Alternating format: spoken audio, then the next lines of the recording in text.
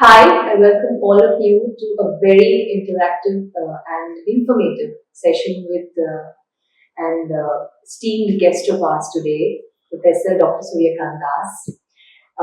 I'm Dr. Puja Priyadarshini Parija, a young budding orthodontist and an inquisitive mind, and I'm extremely honored to be at this position where I can ask Sir a few questions and bridge the gap between all of you and Sir. So, welcome, Sir. Sir is the professor and head of Department of Orthodontics and Dental-Facial Orthopedics, SCB Government Dental College in Cuttack, Odisha. Sir, we have your election manifesto in front of us. We see a lot of credentials in the list, and you have mentioned that you are a diplomat in the Indian Board of Orthodontics. You are a recipient of Dr. Prakash Award for Best Treated Case in IBO examination. You are a recipient of the Team Grabber Best Article Award, JWFA 2023. You are an active member of the European Society of Lingual Orthodontics. You are a titular member of the European Society of Lingual Orthodontics. You are an active member of the World Society of Lingual Orthodontics. You are a fellow World Federation of Orthodontics. You are a fellow Pierre Pochard Academy. You are a fellow of the International Society of Oral Implantology. You are a deputy editor of the Journal of Odisha University of Health Sciences. You are an inventor of the DTC device for lingual customization. You are an inventor of the special nipple for cleft babies. You are an inventor of the lingual mushroom arch forming pliers. You are also a member of the Cleft Orthodontics and Faculty, Smile Train India, and you're a resource person of the International and National Scientific Forums. Sir, a very big list and a very, very commanding professional career. Sir, but I would just like to maybe ask you, why is this diplomat in Indian Board of Orthodontics right on top of your academic accomplishments? Well, I always put it at the first. That's because of the satisfaction that I got. See, accreditations are there and there for you. It's not that if you're accredited, if I am a diplomat Indian Board of Orthodontics, I'm superior to some other orthodontics. Absolutely no. It's a pleasure on my side that it is for me only. The satisfaction that I got after clearing IBO with all lingual cases was the maximum. I had to wait for a very long time to get the certification done, especially, category 2 case, I got it very late. But I always had a thing in mind that because I'm teaching lingual orthodontics, I should pass IBO with all lingual cases. And that I did it in one attempt. And that gave me the maximum satisfaction. That's why it's on the top of the list. So you are a big example of following what you preach, and you've been able to achieve that. It is a very big achievement. Sir, let's talk about your education, sir. Would you like to enlighten us with what? It's like BDS, if you take it, I did it from Government Dental College, Cuttack, that's Odisha, where I'm a faculty now. MDS in 2000, I joined KGMC Lucknow, Faculty of Dental Sciences, KGMC Lucknow for MDS. In between that, I had a house job done at PGI Chandigarh. That is my dental journey actually, as different institutes. And my schooling was from Sainik School, Bhubaneswar. Maybe that is the place which taught me about discipline, that is the place which taught me about commitments and things like the school, Sainik School. So we heard that you topped the NEET PG examination, and you were the only one from Odisha who has been able to do that. You are an absolute inspiration, sir, for us and for all the younger generations who are aspiring to become something in their particular field or in the field of orthodontics. So tell us something about that journey of yours. See, in 1999, we had a super cyclone in December. Super cyclone that was very devastating. And I exactly remember January we had exam for, it's not NEET actually, it's All India PG entrance examination. That time it was called as All India PG entrance examination.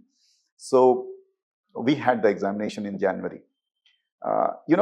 When there is a super cyclone and you do not have electricity, you do not have anything, everything disrupted for 1 month. And that last month, December, it happened, and January was the entrance examination. I still remember we used to, that with that determination, we were studying to, get through, PG seat, because that time Odisha didn't have any PG seats for the students. It was only an undergraduate college. Fortunately, I topped that examination in 2000 and later joined KGMC Lucknow. So that preparation and that kind of zeal that you had shown from a very young age, it is something that you cannot you cannot inculcate. It's ingrained in personality and shows that you have the power to fulfill the visions that you have in your mind. That just shows that it's there since childhood.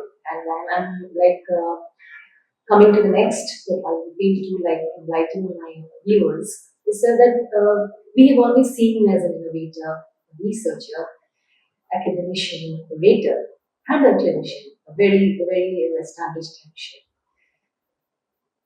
Par excellence, obviously, which is a rare combination to have.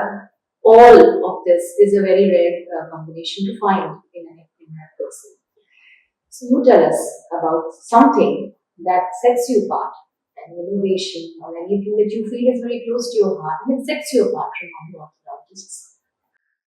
Those are very kind words, Dr. Puja. Maybe I'm very passionate about the profession. As a person, I do not. Maybe I'm a silent worker, hard worker, in fact. And whatever is there in my mind, I try to do it. One thing which is very close to my heart, if you say it, it is about an innovation that is for cleft lip and palate babies. As I'm associated with Smile Trend, we get cleft lip and palate babies for nasal molding and things like. I have seen lots of suffering or the lots of depression of the parents about feeding of the child. The first thing that comes to their mind is what will happen to the feeding. Psychologically, they think that the feed will get into the brain. I have seen babies feeding on Ryle's tube for 2 months, 3 months. So I always, that was the time when I interacted. Then I started. I thought, let me make a nipple, special nipple, which is affordable, just like a common one, and it has wings. The nipple will have wings, so that it can sit on the palate and the baby can compress the nipple and have a natural feed. So we first made it in bioplast, tried in the, that's a prototype, tried on the babies, it worked. Then we applied for funding, ISMR accepted the proposal. Then we manufactured the silicone nipple. It's ready, and the smile that I get from parents the moment they see the nipple and they start feeding their babies, that really satisfies me to a very different extent.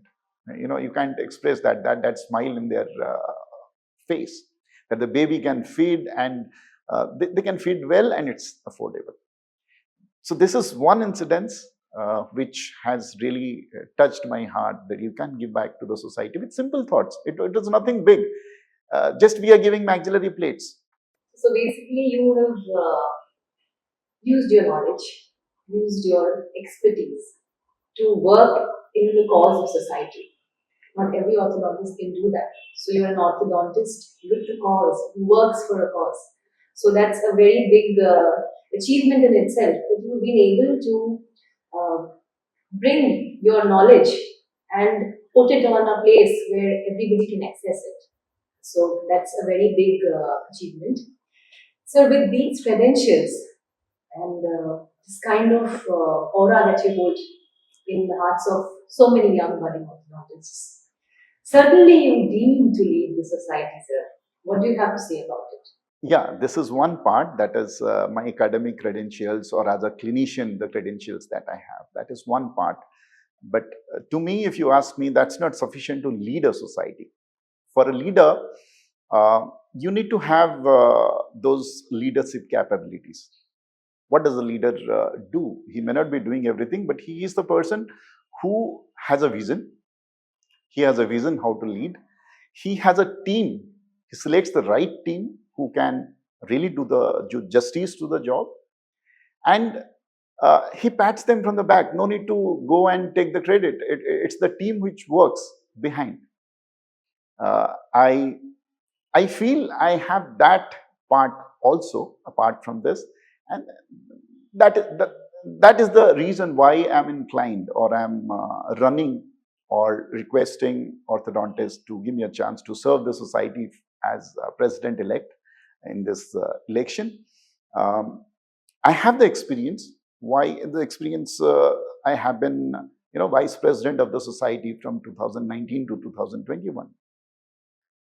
I was organizing secretary of 54th IOC. Those who have attended the 54th IOC, that is Bhubaneswar conference, I was the organizing secretary there, with Sanjeev Sahu sir as the organizing chairman, Dr. Ashish Parikh as scientific committee chairman, and the entire team.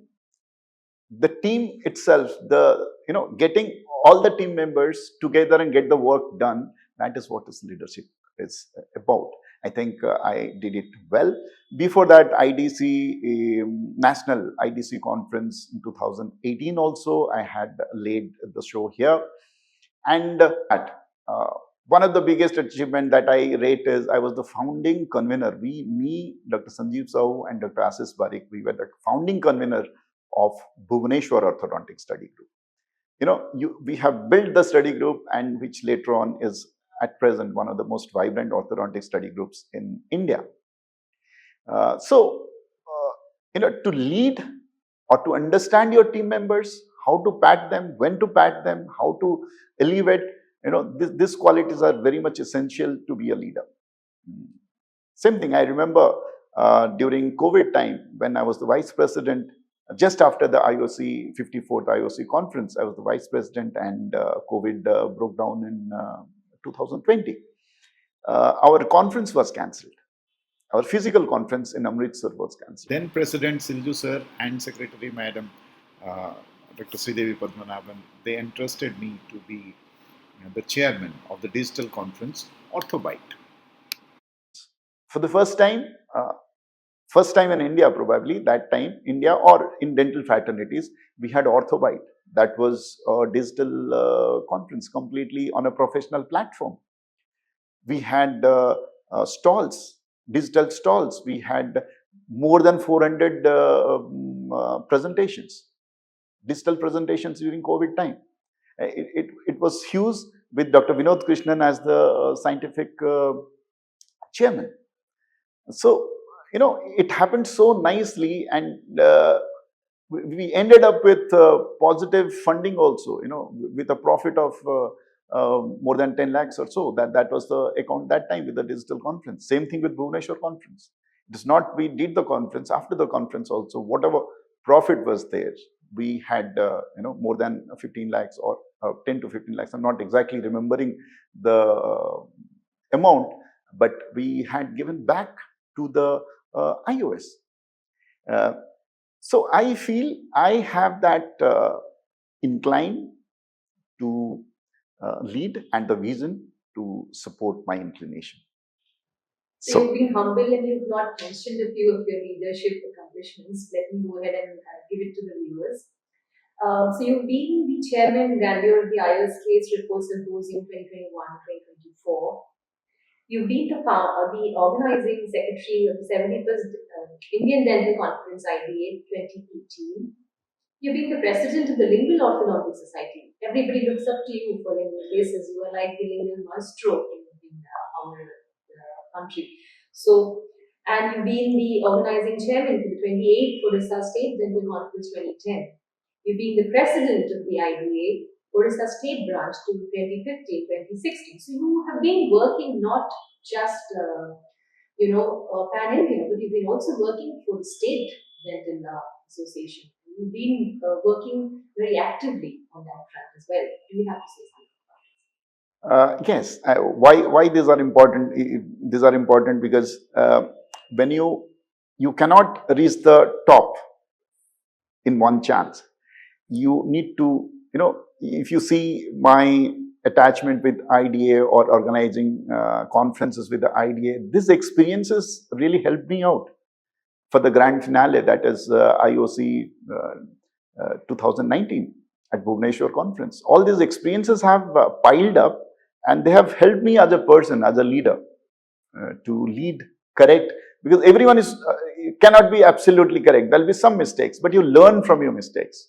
And that is the way we went, and we could give a fantabulous conference in 2019. So, all events really helped me out as a person.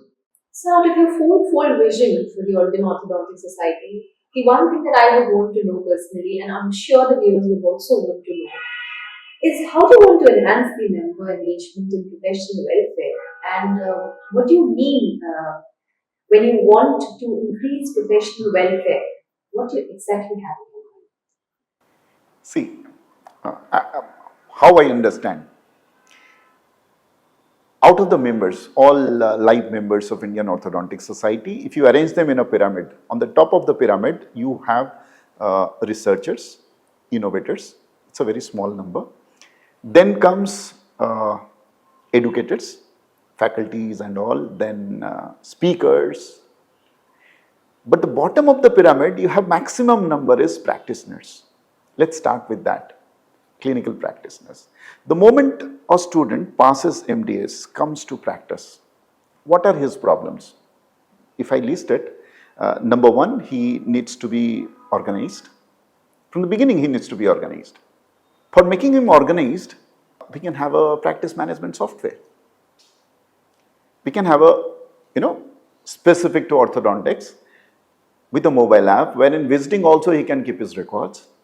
In his space, it should be end-to-end encrypted, and that privacy is there. He can place it there. So we as a society can always make this and make it available for the. Second, what it comes is, in case you have any, he is looking for a job, how can he approach it? Where he can get the information about the job. The job is not about being faculties at any place in a college. When I'm saying about the job, it's like it's also includes job in private clinics. Let's say I am a practitioner, I want an orthodontist to hire. How can the orthodontist come to know that I have a vacancy here? I think it's quite easy if you have a portal in the iOS website, where life member or practitioner can put his vacancies, and with the place where you do it, and the student the young practitioner can choose or apply for it. It won't be that difficult. And once colleges are informed that we have a job portal here, obviously they can write or put their vacancies on our portal also. It has to be, if it is easy and functional, we'll have one central portal for job identification. Second. Third is to bridge that knowledge gap. For example, someone who has passed out recently, he needs to know about TATs. He must have done, but advanced courses on TATs, for aligners, he needs to work out or help out. Let's say about aligners.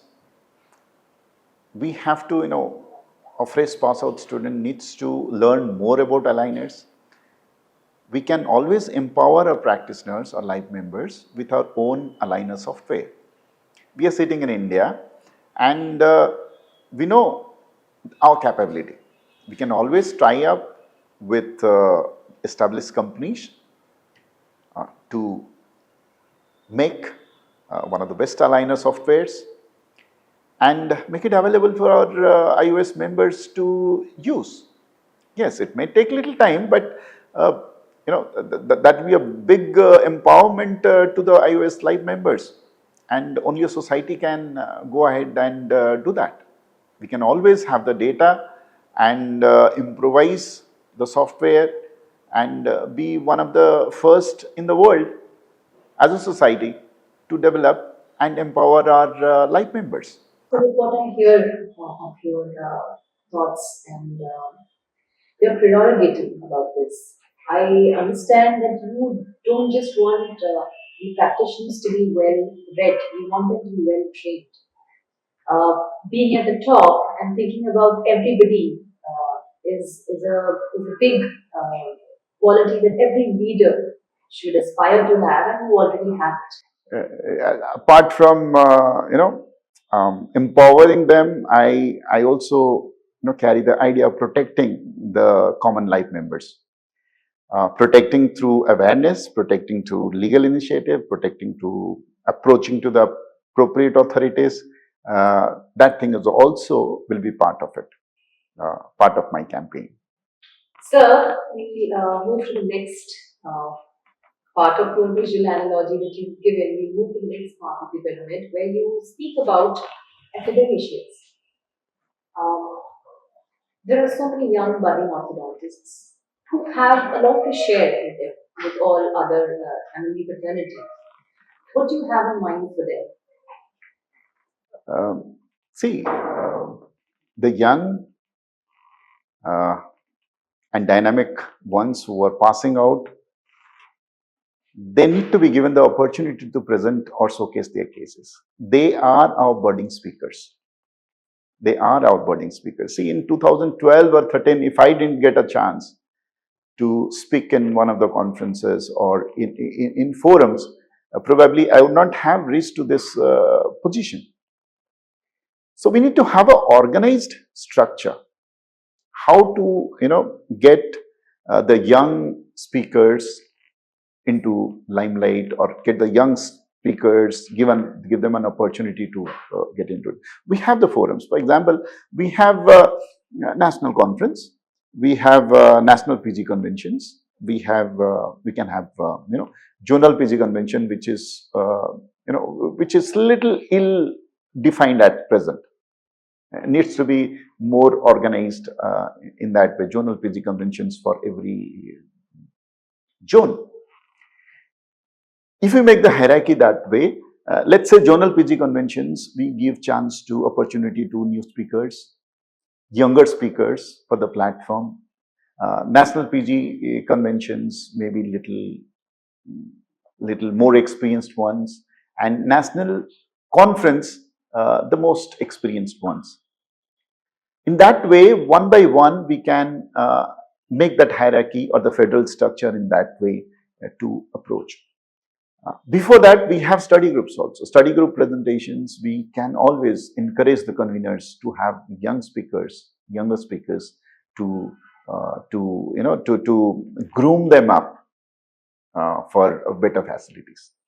So we need to have that federal structure in mind to give opportunities to youngsters. That's a very promising that's a very promising idea that you have in your mind, and it is sure going to put all the young orthodontists on the map, and they are going to sure feel that there is somebody who wants to give them a chance, like you got a chance so many years back. So, so let's move on to the top of the pyramid, where you have the researchers, and what do you have in mind for them? See, I told you the story, my story of making that nipple. It was a very simple research, and to encourage researchers, number one is funding. We are having iOS research funds. Maybe we would, looking at the possibilities, we can always think of encouraging by increasing the fund. But to me, it is not only giving a fund or a grant. It is like the grant or the fund has to be monitored and released in phases, looking at the work that has been done. So on one hand, we give, encourage, other hand, we monitor and take care that it's a quality thing which is happening. That is one thing for researchers in different grants. And other thing that I have is for innovators. Innovators, we need to help them. We have Innovation Summit, it's a regular part. Every year Innovators Summit happen.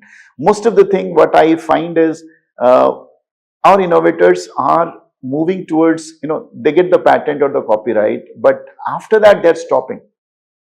I think here is a gap where we need to really tell them, we have to educate them. What next? After a patent, what? You innovated a product, but until unless you make it available for use, you're not done. Just getting a patent form is not a patent recorded, can make records, but has it come to the use of the society? That is one thing we have to work on, and we have to encourage people. What next? How do you get a funding? Where all you need to approach? How to select which is the funding body for your case so that it doesn't get rejected. This kind of education needs to fill up the gap. So the leader is somebody who remembers his obstacles, remembers his failures, his setbacks, and tries to help others elevate from those kinds of obstacles and problems, and clearly intends to coach people who want to do something in the field of innovation. And sir, you are commendable, your efforts are commendable, your vision is commendable. So let's now go to another vision of yours that you have for the Indian Orthodontic Society, where you intend to lead digital initiatives and strengthen IOS global visibility and presence.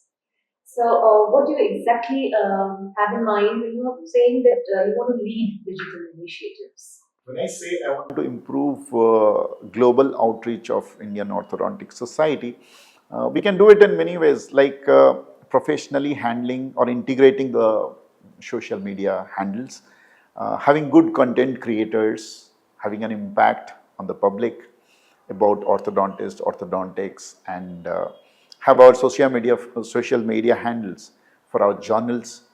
That is very important to promote our journals popularity.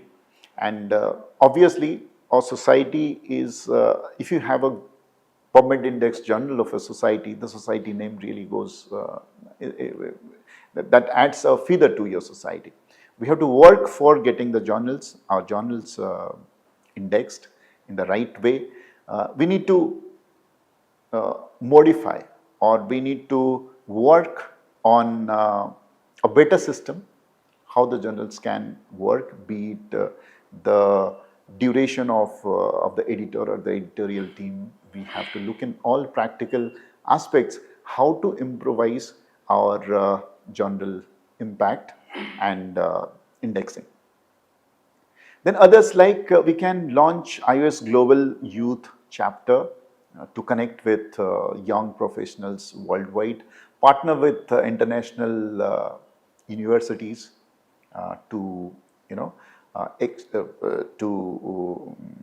promote exchange programs for live members and student members, organize global competitions like posters, presentations, innovations, awards, so that slowly we reach to, we have a global outreach with time. We can also go for international ambassadors of iOS by iOS members, putting the iOS members, efficient iOS members, to promote our society. These are few thoughts. So you have a brilliant plan to put iOS on the world map. So, about your next vision that you have in your manifesto, to promote high quality research and scientific output. In fact, I covered it during that pyramid part. It's all how do you promote a researcher? You have to promote it. Number one hurdle that comes is funding. Other things like searching for the literature or the facilities availability, we can't do much. Only thing that we can do is we can improvise or improve or increase the funding for research. And most important is we have to monitor the research so that that thing has to be integrated. So, very last in your fourfold vision is you intend to foster collaborations with the government and non-governmental organizations and facilitate policy decisions in the interest of the orthodontic fraternity. So, could you enlighten us what do you actually intend to? See, for any governmental policy decisions, the representation for orthodontics will be always the Orthodontic Society, the Indian Orthodontic Society. For example, let's say Ayushman Bharat. Ayushman Bharat is there, and we should push orthodontics as a specialty, orthodontics as a treatment option, which is not only for cosmetic purpose, it's for functionality. So, representation of the society, engaging with the government organizations, presenting ourselves will be a big responsibility that we need to think of, so that we are part of the policy decisions. This is very, very important for future of orthodontics. We have to think ahead of time to how to represent, how to get the data, how to, we had a fantastic run for Smiling Bharat. We collected so much, more than 1 lakh data or something like that. This data can be really put on the table to talk to. When you talk with data, then only the government or the policymakers will accept your vision or your statements, or they'll make you part of your policy. We need to think different opportunities, how do you relate orthodontics with general health, that rather than only a cosmetic purpose. This is what I think how we should lead, or how should we direct ourselves for collecting the data. So definitely, sir, your fourfold vision looks very promising. You are a leader with vision and with purpose, and your vision clearly meets the eye. So, what do you have in mind about the iOS calendar of events? It's a handful, sir. Yeah, to me, if you ask me, I would like to have divided in zone wise, maybe 2 events per zone. One, or hands-on, other one is enriching experience, where iOS should, I feel the Indian Orthodontic Society, because it is a iOS calendar event, should support financially to organize this iOS calendar events. So it's like 2 events per zone. That is what I mean. Other events can be done, by the orthodontic study group levels or institutions. Absolutely, iOS endorsement will be there. But when I say about iOS calendar of events, I want to, have that charm of being a helping hand to the organizers, being the iOS head office. So that is my thought. I'm not saying reduce the number of events. The number of events can be carried out by the local organizers, by study groups, institutes. Absolutely, iOS will endorse it. But iOS calendar of events, when you're saying, I would like iOS put a helping hand to the organizers. So, you're an exemplary leader, not by words only, but by actions too. And as a life member of the Indian Orthodontic Society, I would be honored, and I'm extremely hopeful that you who will be battling for the President-elect 2025-2026 of the Indian Orthodontic Society. Any last words from you for our viewers? Thank you, Dr. Puja. That was wonderful interacting with you. My sincere appeal to life members of Indian Orthodontic Society, please do support and vote for my candidature for President-elect 2025. 26th. The voting date is on 29th November. It's online voting. If you are registered, you will be receiving the link. Please come out and vote in large numbers. Thank you so much.